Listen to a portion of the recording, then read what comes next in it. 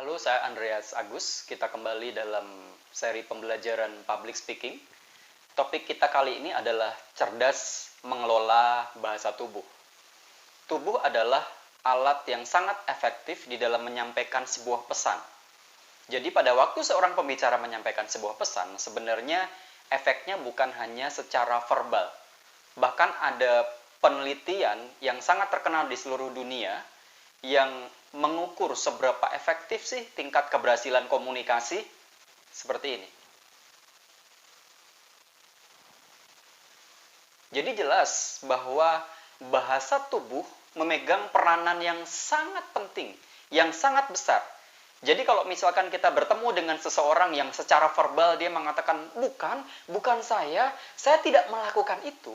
Tetapi bahasa tubuhnya mengatakan yang lain. Kalau kita sudah berpengalaman, kita bisa melihat dan bisa memastikan bahwa yang paling akurat adalah bahasa tubuhnya. Itulah sebabnya pada waktu kita menjadi seorang pembicara, kita harus cerdas dalam mengelola bahasa tubuh supaya pesan bisa tersampaikan. Yuk, kita bahas beberapa hal ya. Yang pertama adalah kontak mata. Ya, kontak mata ini penting. Karena pada waktu seseorang melakukan kontak mata, itu ada kedekatan hubungan. Bayangkan misalkan Anda bicara dengan seseorang, tetapi tidak melihat mata Anda. Pasti terpikir bahwa dia tidak menghormati saya, atau dia tidak berkonsentrasi. Pada waktu kita juga melakukan kontak mata, itu menambah kedekatan hubungan, dan juga menunjukkan bahwa kita bisa mengetahui situasi kondisi yang ada. Kita bisa mengambil umpan balik. Misalkan kita lagi bicara, tiba-tiba kita bisa melihat peserta rasanya sudah mulai bosan. Dan itu bisa terlihat dari mana?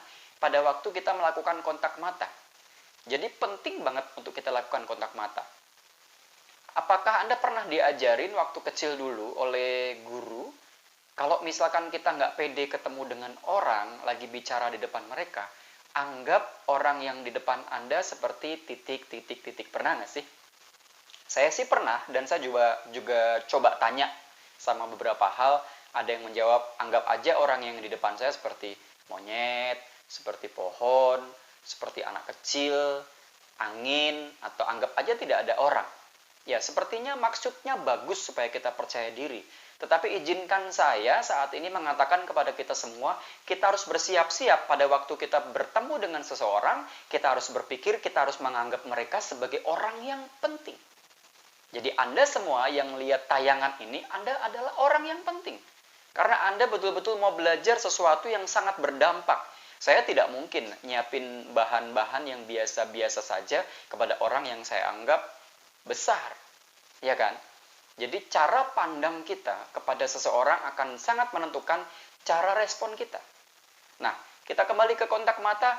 Kalau seandainya kita hanya bertemu kepada orang yang jumlahnya di bawah 30, sapu saja matanya satu persatu. Dari depan, belakang, kiri, kanan, satu persatu. Kecuali kalau misalkan jumlahnya di atas 50, ya kita bisa lihat bagian rambut, bagian atas mungkin nggak apa-apa. Jadi penting sekali untuk kita memastikan kita lakukan kontak mata. Yang kedua yang ingin saya bagikan adalah ekspresi wajah. Wajah penting sekali dalam mengkomunikasikan emosi. Jadi kita sedang marah, kita sedang senang, kita gugup, kita bingung, kita sedang jatuh cinta, itu bisa terlihat dari wajah. Coba lihat orang-orang yang sedang ada di airport. Mereka bisa kita pikirkan sedang memikirkan apa, itu terlihat dari wajahnya. Wajah yang kehilangan seseorang yang pergi jauh, sedang menanti, atau terlambat pesawat terbang, kehilangan sesuatu, bingung, tertinggal tiket, dan sebagainya. Itu terlihat sekali dari wajahnya. Sehingga penting sekali untuk kita mengendalikan ekspresi wajah kita pada waktu kita sedang berbicara.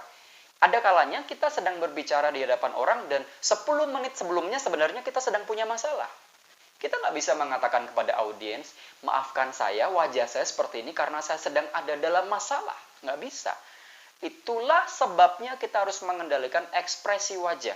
Secara umum saya ingin mengatakan kepada kita semua, belajarlah untuk terbiasa tersenyum. Smile sebagai bahasa universal yang bisa diterima di seluruh dunia. Jangan menjadi orang yang gampang sekali murung, cemberut, jutek. Wah, itu sangat berbahaya dengan kelanjutan presentasi kita semua. Selain itu, tunjukkan wajah yang antusias, yang bersemangat. Nah, semangat itu kan menular sekali, seperti sakit influenza. Nah, dua hal itu yang akan saya bagikan sekarang ya di sesi yang pertama di dalam bahasa tubuh. Lalu bahasa tubuh yang lain apalagi? Nah, kita nantikan di dalam sesi yang kedua yang membahas tentang bahasa tubuh. Saya Andreas Agus dalam program Jagoan Bicara, yaitu pembelajaran public speaking.